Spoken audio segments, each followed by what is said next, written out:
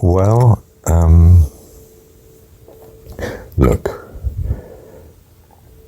I'm always harping back to Jordan Peterson. I find some great insights from some of his stuff. Some research he cited, I don't think he did it, just referring to it, was that we found that it's not the big bully among the savage groups of animals. There might be apes or there might be dogs or something like that, that actually dominate. Because there's always two that can take him out when he's asleep. You've got to be a social animal to dominate.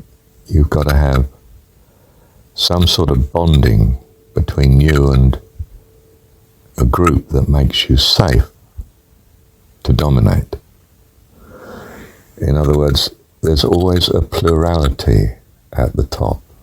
I mean, in some sense, it might be a royal family, but it's always a family.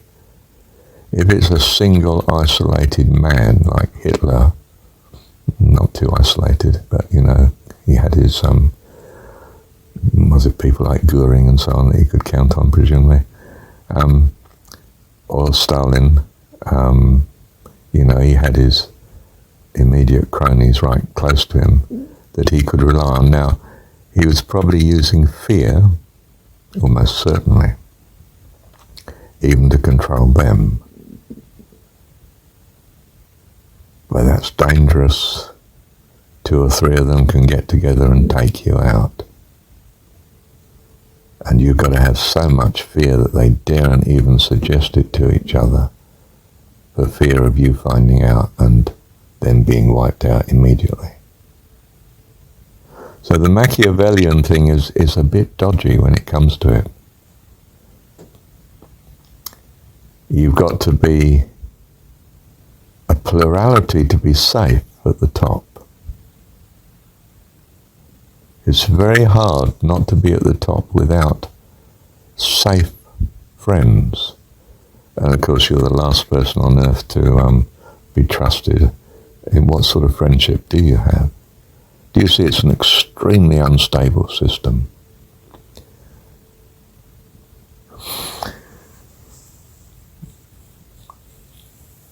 What's the solution? Well, the rational solution for each of the players is to make sure this never happens.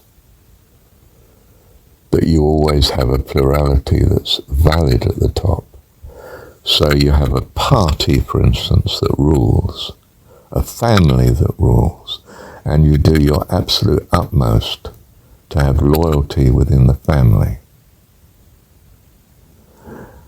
Now you try to achieve this loyalty by saying, look, we're all in this together. At least you're doing incredibly well compared to the rest of the population.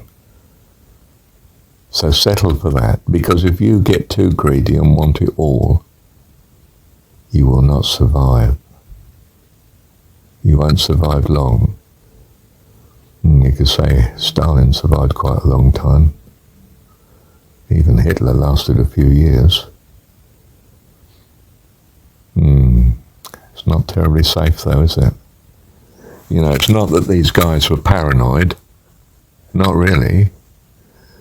Everyone did want to kill them. They were hated. Or envied. That's not an enviable position to be in. It's extremely dangerous. You end up looking over your shoulder all the time,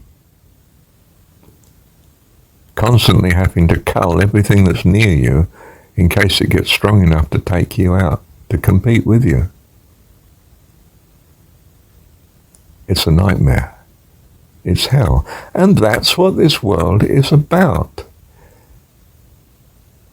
It's got the location of holding good and evil, that you might learn to reject the evil, because you don't want it. You want the good. And you may have to go through an experience of being Stalin or Hitler to find this out. Or or Saddam Hussein or anyone else. And honestly, even your greats, when they pass from office, as opposed to being assassinated, and retire to running the power station in Siberia, or just retire on a pension in the US, suddenly you're worthless. Your history, you're an has-been. You're just an old man. You can't take any of the power with you. You've lost it already. It's not the way to go. This is not what you value. You need love just as much as any other creature on the planet. You thought that it didn't matter depriving them of love. Well, it does. When you deprive others of love, you deprive yourself of love. That's what you learn in the end, here. And you stay here till you learn it. And staying here is not good. Who would want the mix of good and evil compared to heaven? Nothing but good.